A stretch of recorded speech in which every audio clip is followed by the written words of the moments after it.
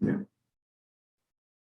Bien, buenos días compañeros, Dios les bendiga. Estamos haciendo en este momento una grabación sincrónica de esta clase con el propósito de poder ir adaptándonos poco a poco a lo que debe ser este regreso a las aulas, ¿no? Ya nosotros colocamos, como le hemos dicho anteriormente, una clase sobre la espiritualidad del ministro que es sumamente importante. Y ahora vamos a hablar sobre el ministro como anciano.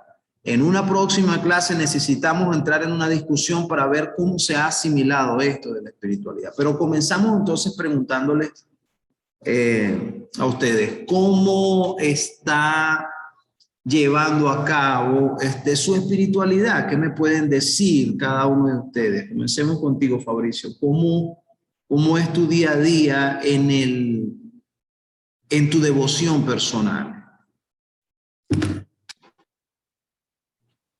Bien, pastor.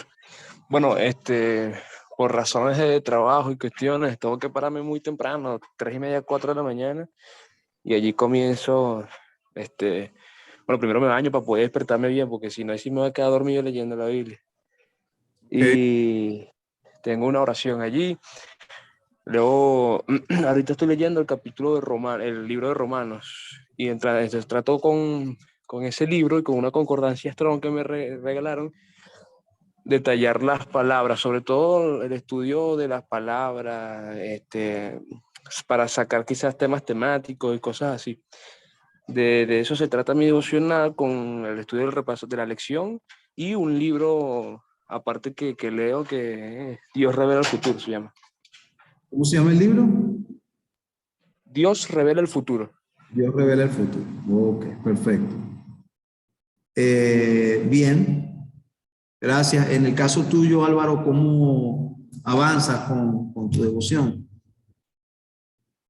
Bueno, pastor, en mi caso yo avanzo con mi devoción, me despierto, hago una oración, luego me siento frente a la computadora y tengo la lección en digital, me pongo a estudiar el repaso diario de la lección, luego de allí pues estudio una historia de la matutina que sea el día que toque, de esas matutinas que uno tiene por ahí guardadas que son viejitas, y bueno, al finalizar, mientras comienzo con la primera tarea, me pongo a escuchar un sermón, sea del pastor que elija ese día, pues por YouTube, mientras voy realizando un trabajo o alguna tarea que me toca hacer ese día.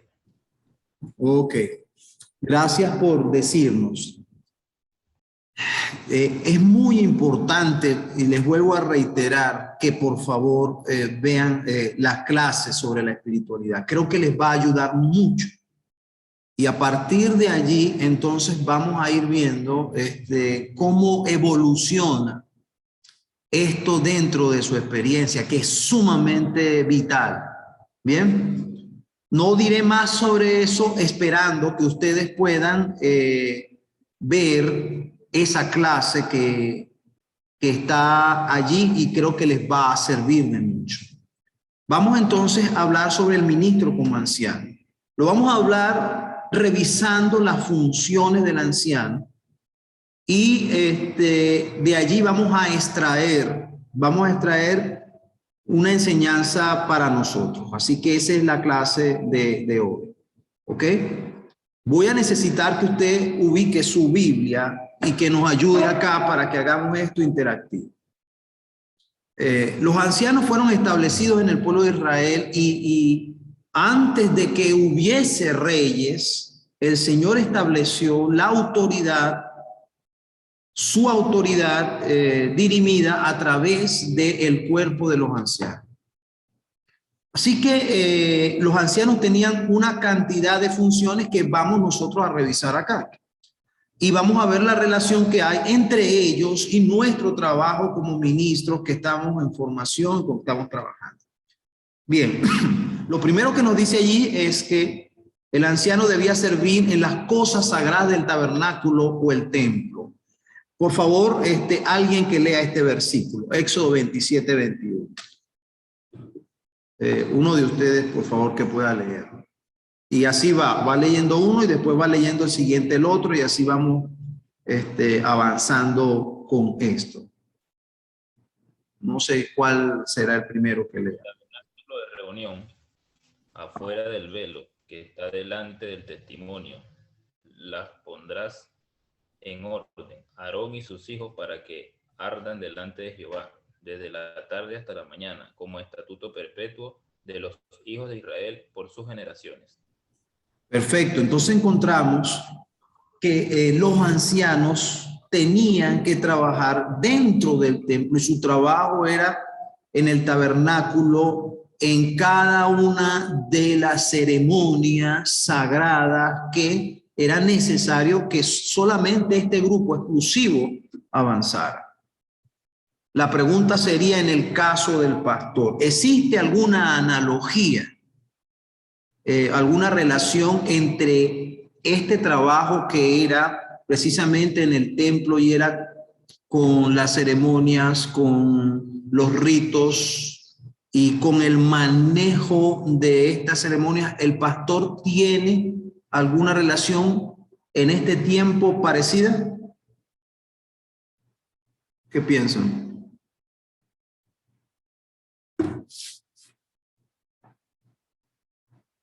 Cualquiera de los dos.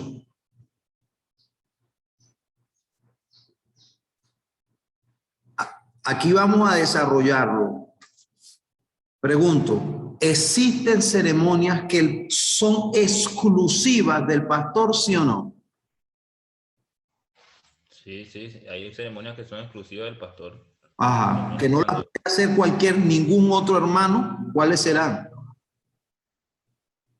Por lo menos en el caso del ungimiento de un pastor ordenado, ahí solo pueden existir los pastores ordenados, que en ese caso los pastores ordenados tienen la potestad de ponerle la mano al que vayan a ungir. En ese momento no puede haber ningún anciano, diácono, otro hermano, sino solo pastores ordenados. Fíjate, Santiago capítulo 4, el último capítulo de Santiago nos dice que si alguno está enfermo, llame a los ancianos y que los ancianos unjan. Así que los ancianos pueden hacer esta ceremonia. ¿Existe alguna otra ceremonia que sea exclusiva de los pastores? Fabricio. Pastor, por aquí estamos. Disculpe, lo que pasa es que también estoy trabajando y al mismo tiempo. Ok. Pregunto, ¿existe alguna ceremonia exclusiva, análoga a lo que acabamos de leer, que solamente los pastores puedan hacer? Que no lo hagan el común de los hermanos, así como los sacerdotes, en función de los sacerdotes en el antiguo pueblo de Israel. No escuché el texto que leyó Alvarito, porque no pude estar en el momento. Ok, estemos atentos a estos textos porque nos van a ir hablando sobre este asunto. ¿Puedes repetirlo, Álvaro?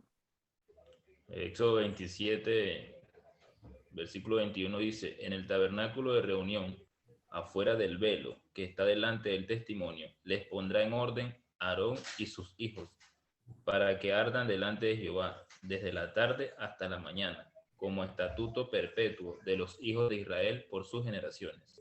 Ok, aquí nos está hablando del trabajo que se hacía en el santuario que solamente los sacerdotes podían hacer.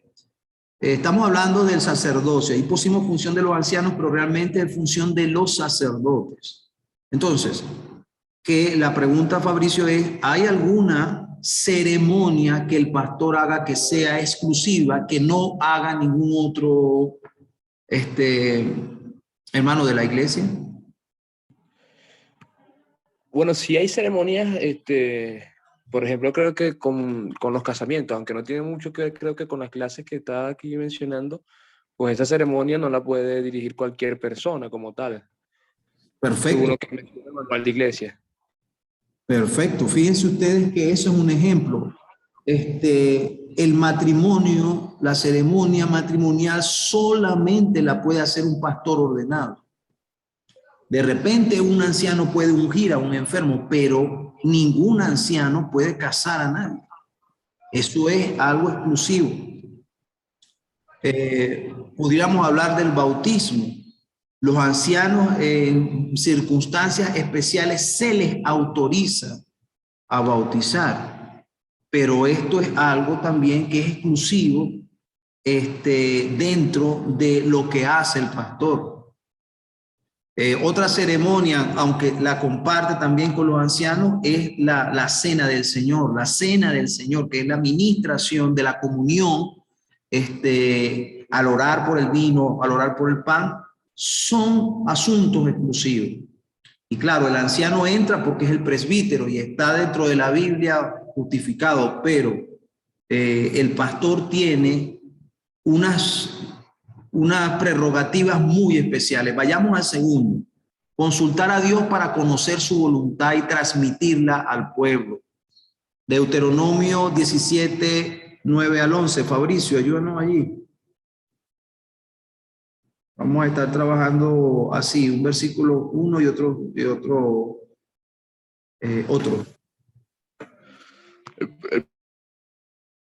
Deuteronomio 17, 9 al 11.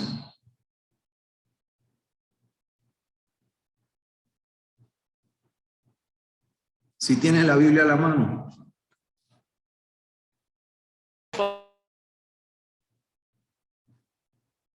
Se escucha entrecortado.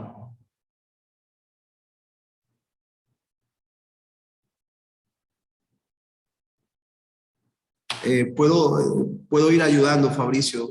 Voy a ir leyendo yo allí y estemos atentos. Dice, y vendrán los sacerdotes levitas y al juez que hubiese en aquellos días y preguntarás, y ellos te enseñarán la sentencia del juicio.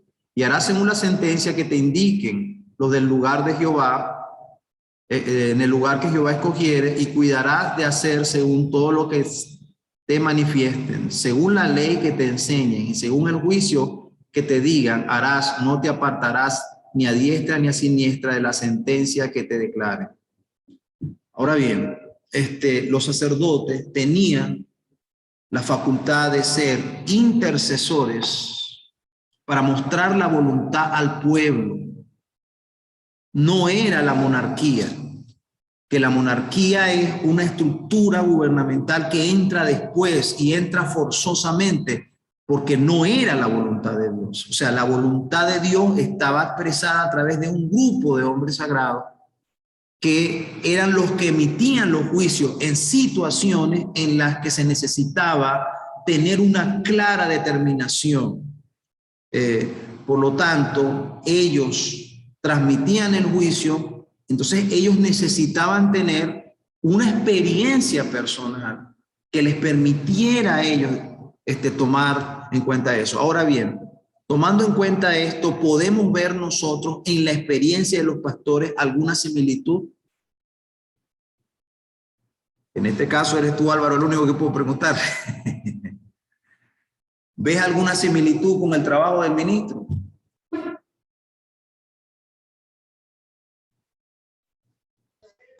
Aquí. Okay. De consultar a Dios para dar a conocer su voluntad y transmitir al pueblo, eso es un asunto que sí tiene similitud, porque por ejemplo, cuando se va a elegir, sabe, en la junta, a las personas encargadas de los diferentes cargos de la iglesia, pues el ministro o el pastor tiene que orar con sus hermanos o orar él personalmente para determinar estas personas que se van a encargar de esos cargos. Y al hacer esto, él tiene que impartir la voluntad de Dios, o sea, a las personas que Dios en su momento le puso en su corazón, que son las que necesitan estos cargos.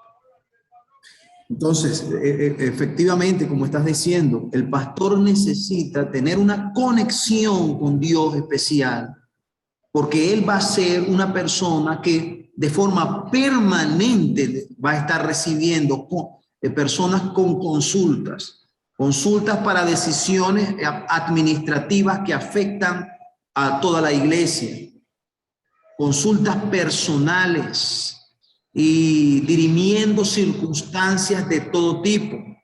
Por lo tanto, el pastor como sacerdote tiene que estar de forma permanente en comunión con Dios, porque si no, pudiera errar. Y te voy a decir algo, y quiero dejar esto acá para todos los que lo van a escuchar. Hay ministros que dan consejos que son catastróficos y que afectan la vida de personas. Y esto debido a que no tienen discernimiento espiritual, sino que actúan de acuerdo a su experiencia y de acuerdo a los impulsos de su corazón, a la visión que ellos tienen, de acuerdo a cómo se sientan en ese momento. Y esto trae consecuencias graves para las personas que de repente están en dilemas que son complejos.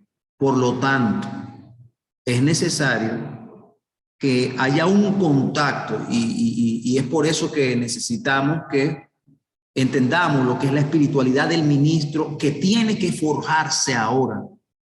Tenemos que, desde este momento, antes que nos encontremos en el campo de batalla, tenemos que ya desarrollar para nuestra propia vida la capacidad de consultar a Dios, más allá de cómo nos sintamos.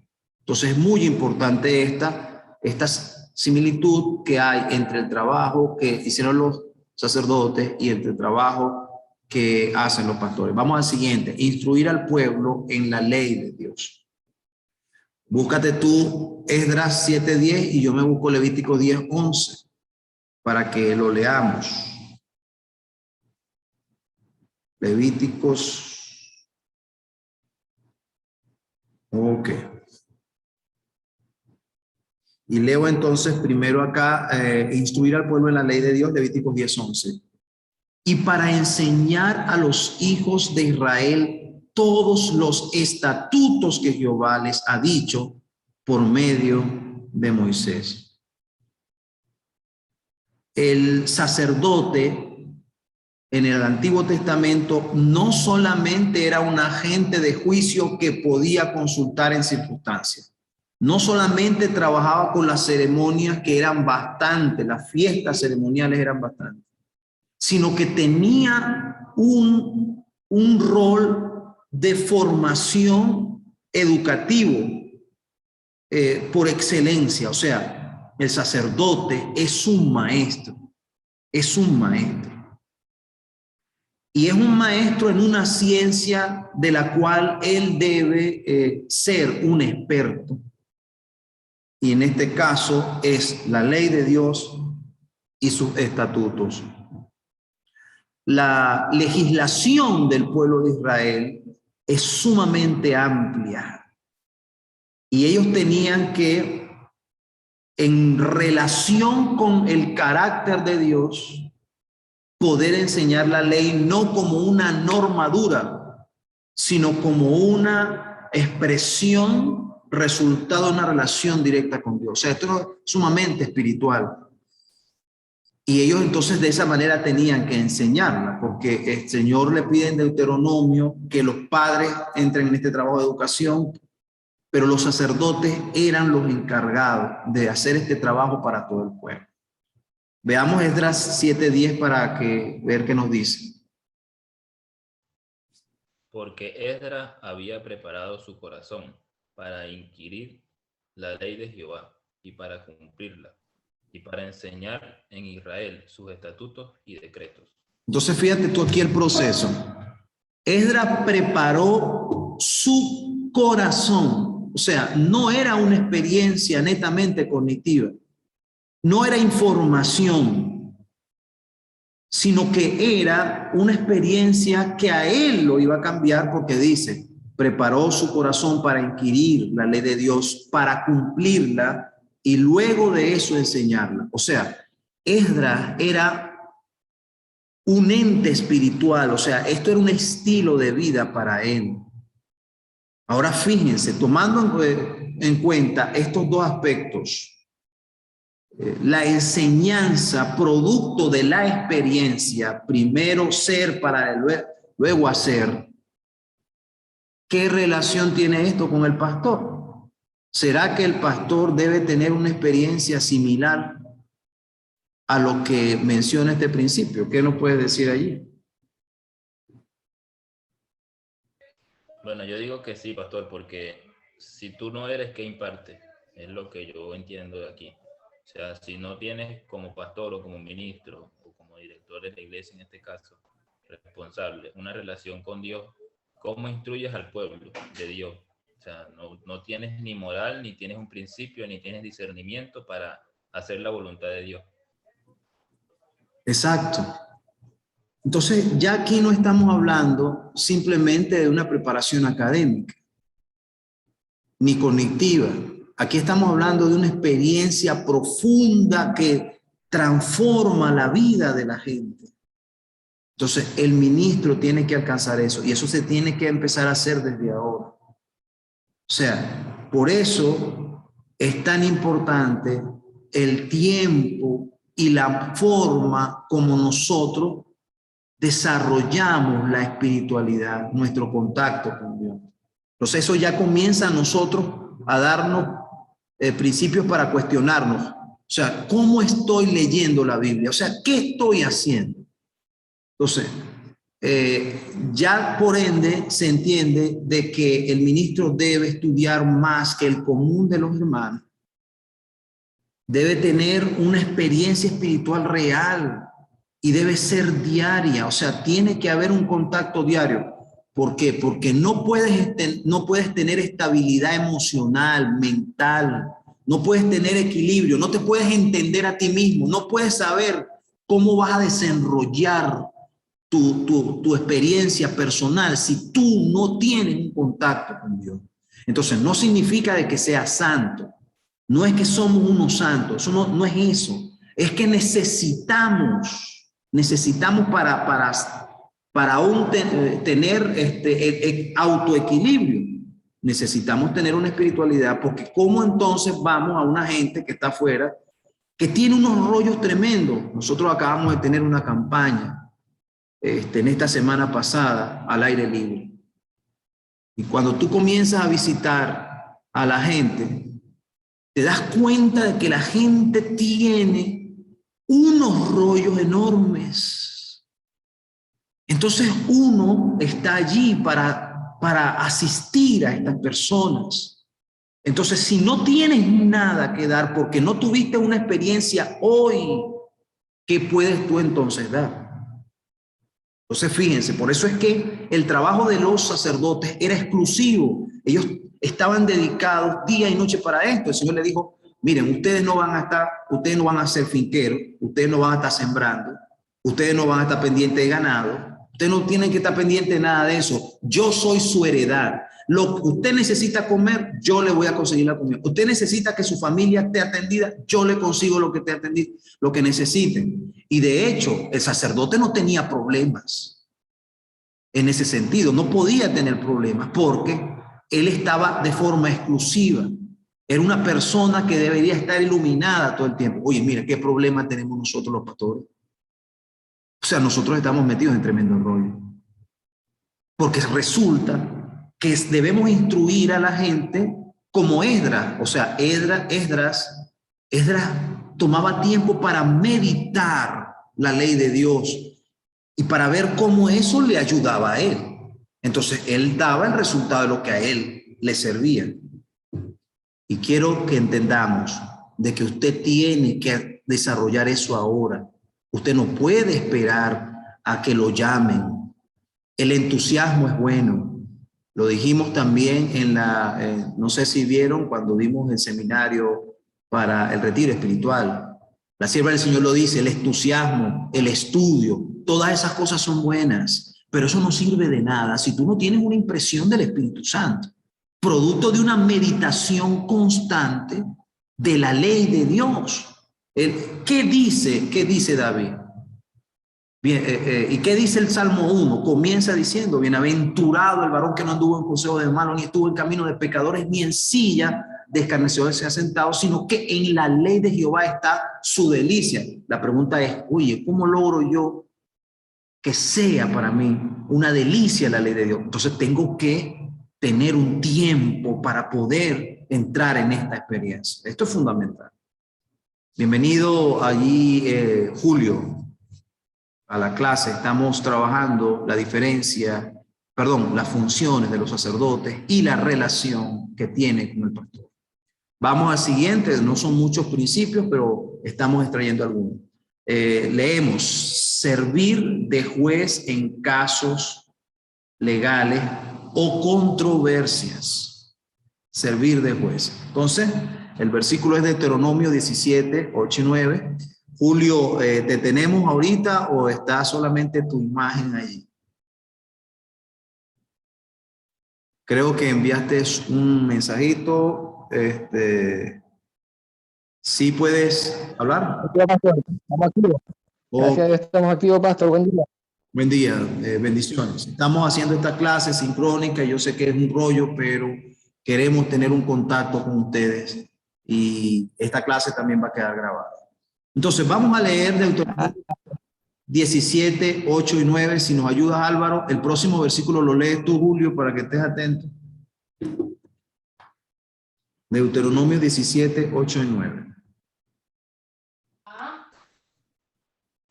Deuteronomio 17, 8 y 9 dice así: cuando alguna cosa te fuere difícil en el juicio, entre una clase de homicidio y otra, entre una clase de derecho legal y otra, y entre una clase de herida y otra, en negocios de litigio en tus ciudades, entonces te levantarás y recurrirás al lugar que Jehová tu Dios escogiere, y vendrás a los sacerdotes levitas y al juez que hubiere en aquellos días, y preguntarás, y ellos te enseñarán la sentencia del juicio. Fíjense ustedes qué delicado era el trabajo de esta gente.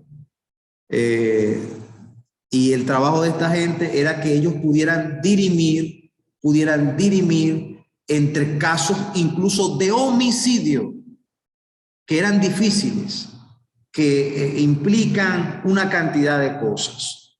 Por lo tanto, este hombre tenía que ser un hombre estudiado y tenía que tener una comunión con Dios, porque imagínate, las consecuencias de un mal juicio que no se podía resolver por los jefes de las tribus, no se podía resolver por los ancianos, entonces se llevaba a los sacerdotes y los sacerdotes tenían que hacer juicio.